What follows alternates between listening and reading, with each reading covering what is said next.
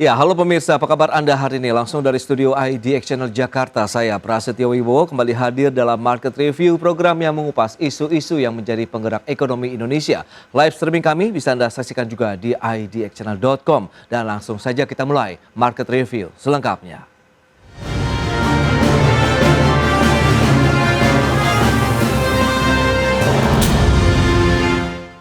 Indeks keyakinan konsumen pada bulan Mei 2025 tercatat mengalami penurunan dibandingkan dengan April 2025 dari 121,7 menjadi 117,5.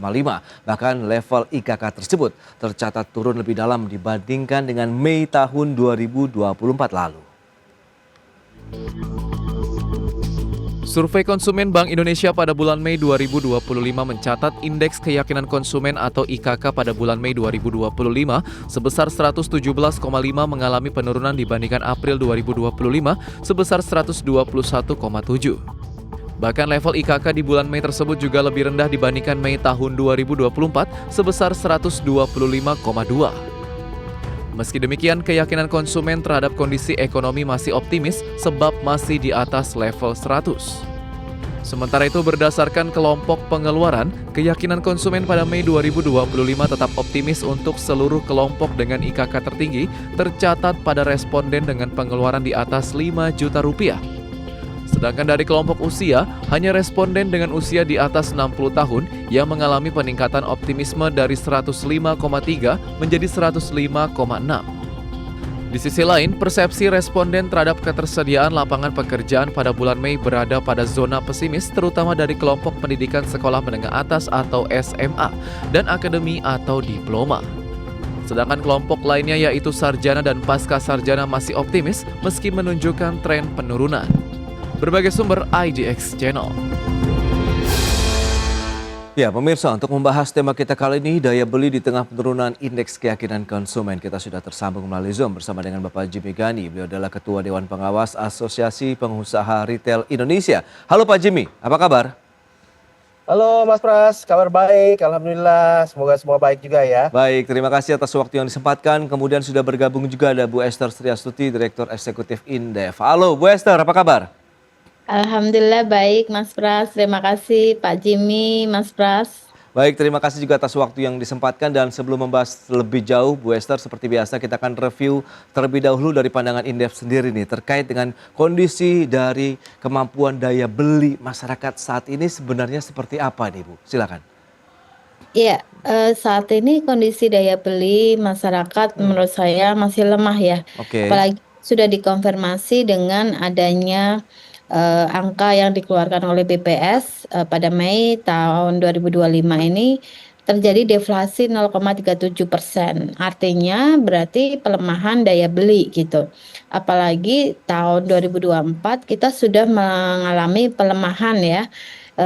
Dengan ditandai dengan deflasi itu dari Mei sampai dengan September. Ya. Nah, saya berharap ya ini kondisinya sedang di bawah, maka kebijakan pemerintah harusnya lebih bersifat ekspansif bukan kontraksi gitu, Mas. Baik, nah kalau dari pelaku usaha sendiri yang khususnya retail yang berhubungan erat dengan aktivitas masyarakat pada saat mereka melakukan konsumsi ini bagaimana Pak Jimmy?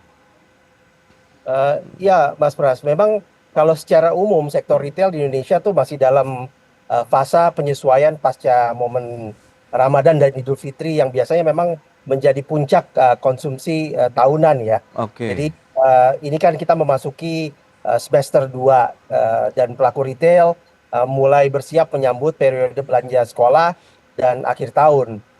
Contohnya hari ini memang kita lagi ngedorong nih adanya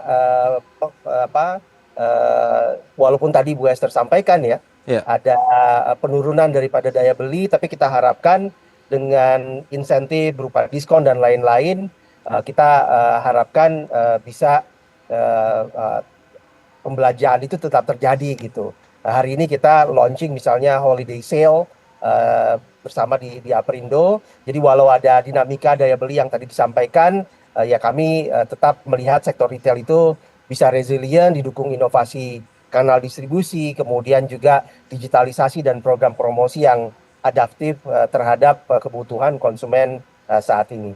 Oh, menarik ya. Inovasi terus dicari begitu dan ditelurkan lagi untuk bagaimana meningkatkan kemampuan daya beli masyarakat. Nah, Bu Esther, kalau kita bicara mengenai survei konsumen Bank Indonesia yang mencatat indeks keyakinan konsumen di Mei itu di level 117,5 atau lebih rendah dibandingkan dengan April, apakah memang akhirnya berkorelasi juga nih dengan daya beli masyarakat saat ini?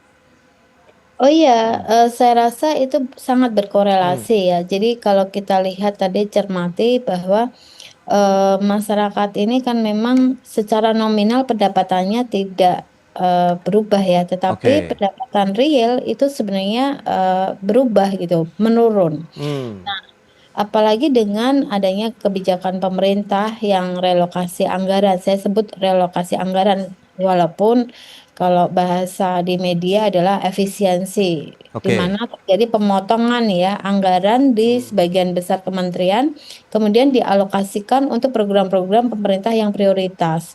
Nah, ini dampaknya ini sangat luar biasa bagi, industri, sektor bisnis ya, dan, sektor-sektor lain yang bergantung pada pengeluaran pemerintah atau government spending, maka ini akan berdampak yang luar biasa. Contoh misalnya, di industri katakanlah, hotel ya, kan kemarin ada cutting anggaran di kementerian. Mereka tidak bisa menyelenggarakan meeting-meeting di hotel. Jadi hmm. okupansi hotel pun juga akan berkurang gitu.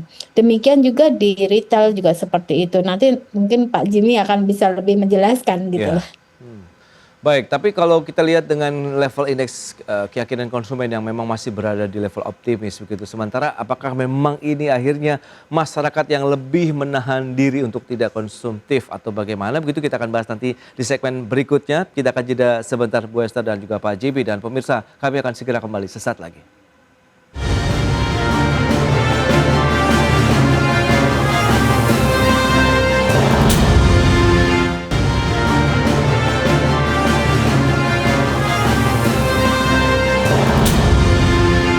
Ya, terima kasih Anda masih bergabung bersama kami dalam Market Review pemirsa. Dan berikut ini kembali kami sampaikan data untuk Anda terkait dengan perkembangan dari indeks keyakinan konsumen di Indonesia sampai dengan Mei 2025.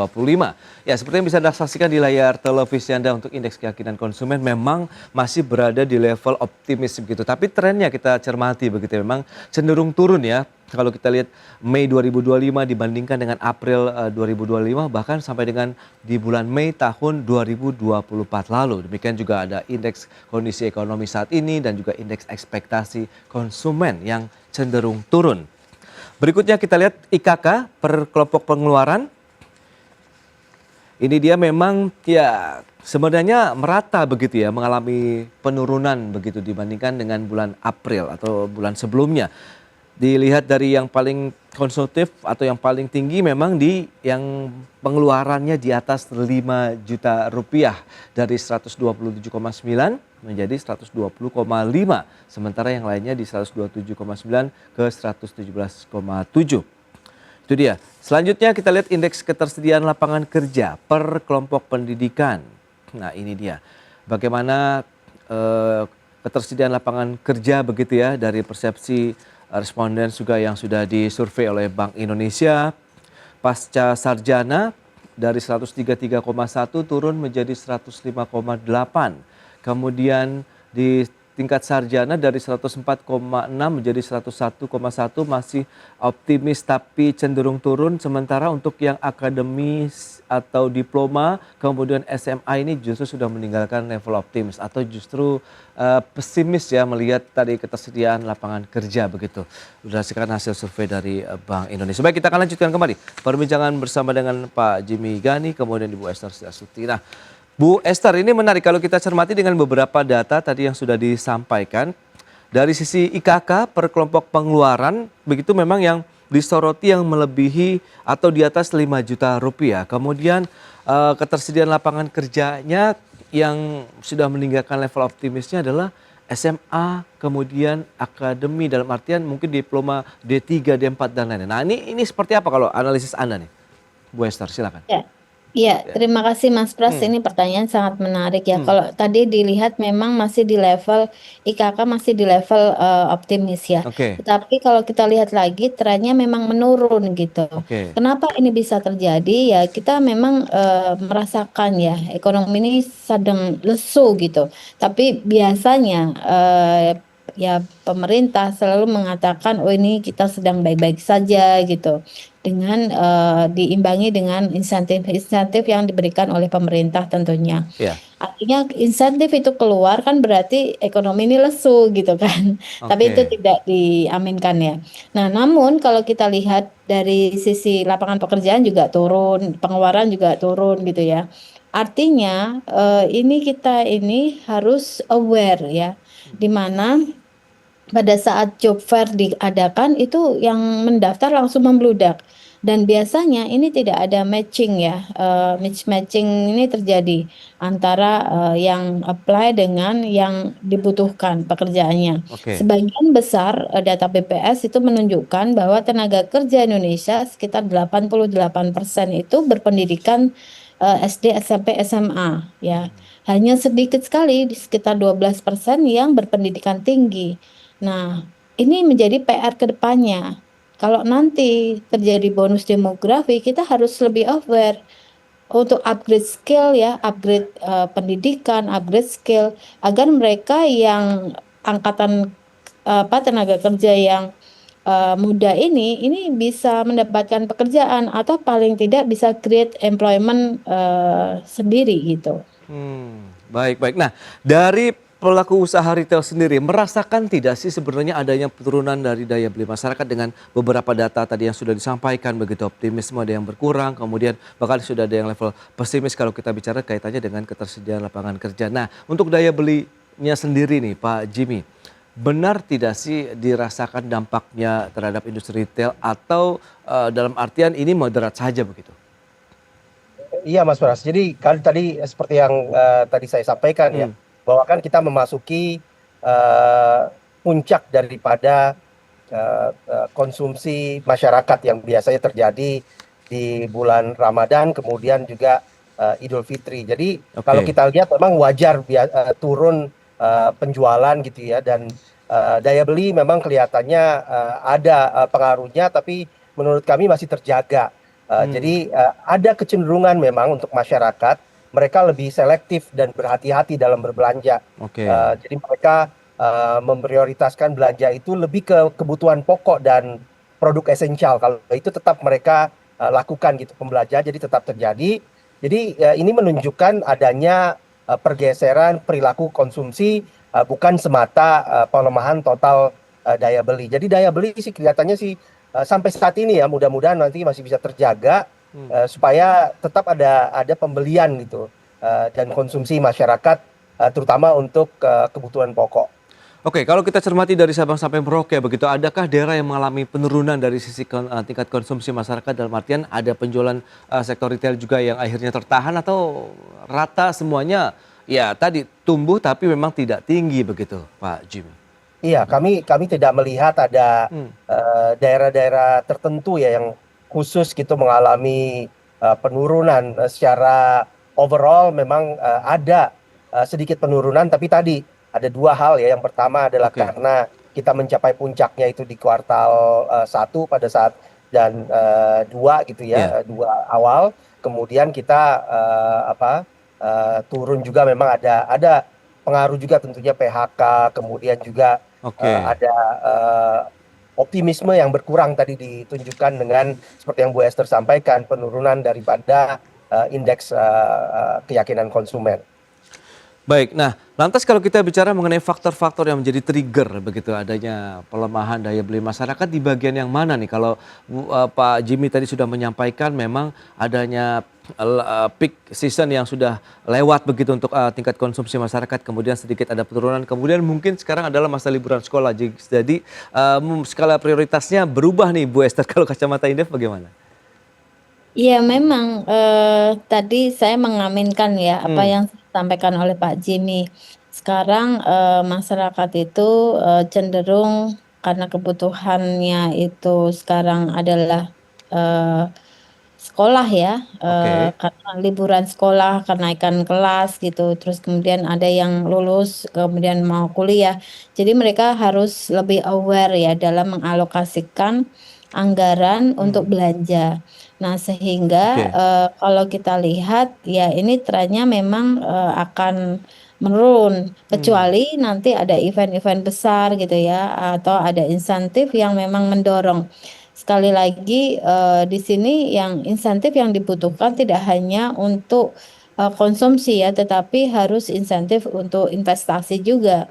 Sehingga, kalau investor datang ke Indonesia itu ya, bisa create employment gitu, karena Oke. misalnya bangun pabrik dan seterusnya, gitu sih. Nah lantas bagaimana dengan indeks yang tadi juga kita lihat IKK berdasarkan, indeks tersediaan lapangan kerja yang justru, pesimis lah untuk yang mereka tamatan SMA, kemudian diploma. Kita akan bahas nanti di segmen berikutnya, kita akan jeda dulu sebentar Bu Esther dan juga Pak Jimmy. Pemirsa tetaplah bersama kami.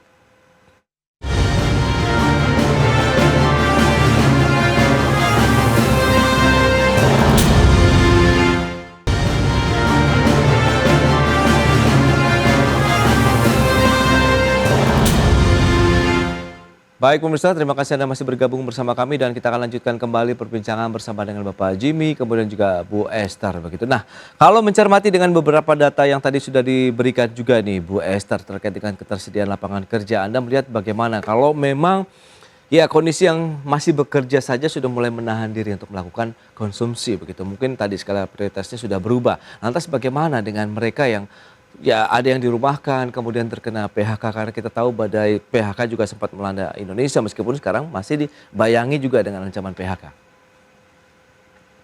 Bu Esther silakan. Iya, terima kasih Mas Pras.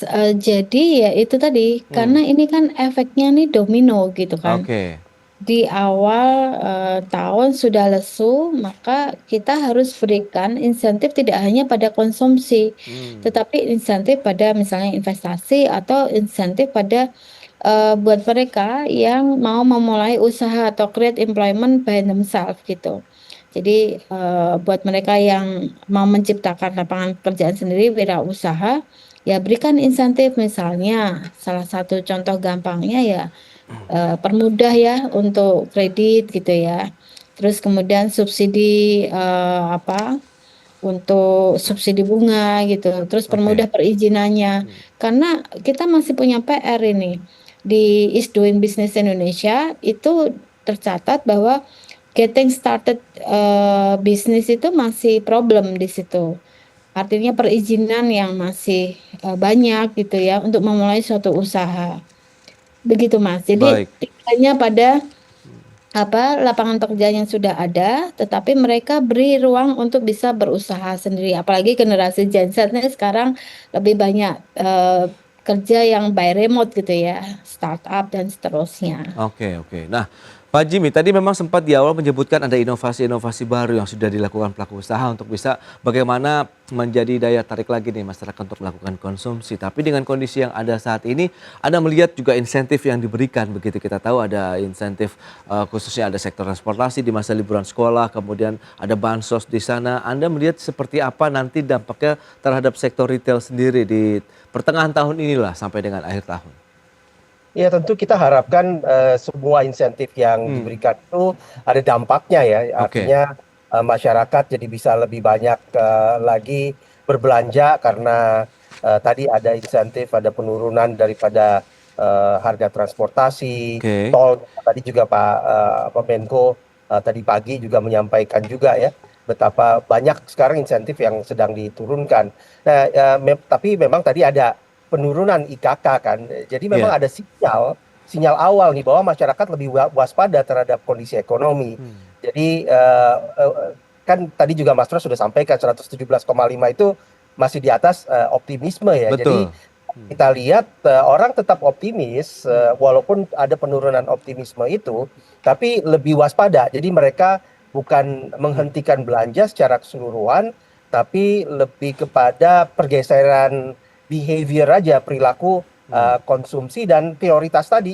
Ya, apalagi tadi kan, sudah disinggung oleh Bu Esther bahwa ini, ada, anak-anak, liburan, kemudian, nanti akan masuk sekolah, jadi perlu ada persiapan untuk bayar uang sekolah dan seterusnya. Nah ini Oke. saya rasa perlu kita waspadai dan harus kerja bareng gitu ya. Hmm. Jadi pelaku retailnya kita harus berinovasi, pemerintahnya harus memberikan insentif, baik itu insentif tadi untuk langsung kepada konsumen, tetapi Oke. juga insentif yang tidak selalu harus berupa dalam bentuk tunai, tetapi juga Hmm. bisa dalam bentuk tadi ease of doing business gitu ya. Karena gimana pun kita tahu lah di Indonesia ini banyak sekali hal-hal yang menghambat, termasuk Oke. peraturan, pelaksanaan dari peraturan itu, termasuk juga yang kita dengar akhir-akhir ini kan premanisme ya, itu juga sangat berpengaruh gitu. Jadi kalau di toko-toko retail itu banyak preman-premannya, tentu akan mengganggu kenyamanan konsumen untuk belanja di toko retail. Nah Hmm. ini perlu Iya, iya. berantas juga. Ya, di tengah PMI manufaktur juga yang mengalami penurunan, kita tahu sudah meninggalkan level ekspansi begitu ya. Dan Anda melihat seperti apa dari sisi pasokan, ketersediaan begitu untuk produk-produk retail sendiri di masyarakat, kemudian harganya pun sekarang ada kenaikan stabil atau bagaimana? Karena kan ini cukup sensitif ya di tengah kondisi saat ini begitu Pak Jimmy. Ya, so far sih kalau untuk harga sih masih oke ya, Oke. dan ketersediaan juga masih bagus gitu. Artinya memang tadi untuk khususnya barang-barang yang sekunder apalagi tersier ya, Ya. mungkin konsumen itu Hmm. lebih menahan diri untuk membeli karena mereka prioritas kepada kebutuhan-kebutuhan dasar, Oke. kebutuhan-kebutuhan pokok. Jadi tetap mereka optimis, tapi ya tadi terjadi penundaan belanja atau perubahan pola konsumsi gitu. Jadi kita sih masih optimis ya, walaupun ada penurunan-penurunan di dalam PMI maupun juga Hmm. IKK, tapi mudah-mudahan ini hanya sementara. Kalau Oke. kita dorong dengan kebijakan yang tepat, insentif yang tepat, kemudian pemain-pemain retailnya juga dan tentunya juga di manufacturingnya juga bisa menyesuaikan diri, ya ini kita bisa survive period ini. Dan kita mesti ingat juga bahwa ini bukan hanya di Indonesia saja, tapi tantangan-tantangan ini juga merupakan tantangan-tantangan global juga ya, kalau kita lihat gitu. Oke, oke Pak Jimmy. Nah, lantas strategi apa Bu Esti yang perlu dilakukan kalau tadi memang sudah ada insentif yang diberikan untuk masyarakat sendiri secara langsung, kemudian dunia usaha juga sudah ada, sehingga bisa mendongkrak lagi nih daya beli masyarakat di semester kedua ini Bu Esther. Nah, Iya, sorry, maaf. ya Iya. insentifnya kalau menurut saya ya tadi tidak hanya yang mendorong konsumsi ya, Hmm. tetapi juga mendorong ekspor, mendorong investasi, mendorong para para calon tenaga kerja ini untuk bisa meng-create lapangannya pekerjaan sendiri gitu ya. Oke. Wira swasta. Jadi mereka tetap punya pendapatan gitu. Mereka tetap bisa berusaha. Kalau mereka masih punya duit kan lebih mudah untuk belanja gitu. Nah, Oke. dari sisi retail mungkin kita melihat, mencermati, oh ini ternyata ada pelemahan daya beli sehingga produknya juga harus bervariasi ya. Kalau dulu misalnya pengen baju yang branded gitu, ya sekarang disediakan di tokonya nggak hanya yang baju branded gitu. Jadi kan Hmm. ada Ya, ya. shifting ya di situ, shifting pergeseran konsumsi masyarakat dari yang tadinya suka branded produk jadi yang biasa saja. Yang penting Oke. tetap fashionable, misalnya seperti itu. Ya, tapi Anda melihat proyeksi ke depan begitu untuk tingkat daya beli masyarakat, kemudian dengan kondisi ekonomi yang Anda katakan ada deflasi, PMI manufaktur yang juga sedang mengalami tekanan, ini seperti apa nanti kepada masyarakat sendiri begitu dan juga perekonomian nasional secara umum? Iya, kalau menurut saya kalau tidak ada gebrakan eh, kebijakan yang ekspansif Hmm. ya untuk dari sisi pemerintah, ini ya akan tetap seperti ini saja gitu. Hmm. Karena event-event besar ini udah lewat di tahun 2025 gitu. Oke. Lebaran udah selesai ya, ini liburan sekolah. Di tahun 2024 saja ada pilkada, ada pemilu, ada pilpres gitu. Tapi tahun 2025 ini kan sudah tidak ada itu semua gitu. Jadi ya salah satu caranya adalah mendorong dengan insentif gitu. Nah, insentifnya apa? Ya tadi, tidak hanya fokus pada konsumsi rumah tangga, tetapi fokus pada investasi ya, kemudian Oke. ekspor dan, ya ini, ciptakan lapangan pekerjaan sendiri, bagi mereka. Nah, tapi kan itu harus didorong juga. Kalau mereka nggak punya modal, terbatas modal, nggak bisa gitu.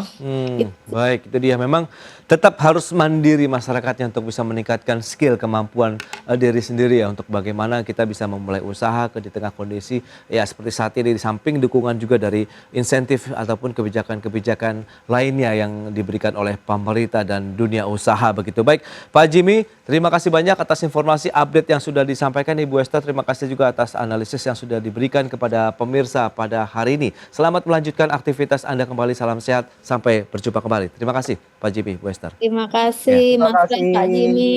Bu Sampai Esther, Mas ketemu Pras, terima lagi. kasih. Ya, baik pemirsa, jangan beranjak dari tempat Anda karena sesaat lagi kami masih akan kembali dengan tema menarik lainnya, untung rugi UMKM, kelola usaha pertambangan. Kami segera kembali.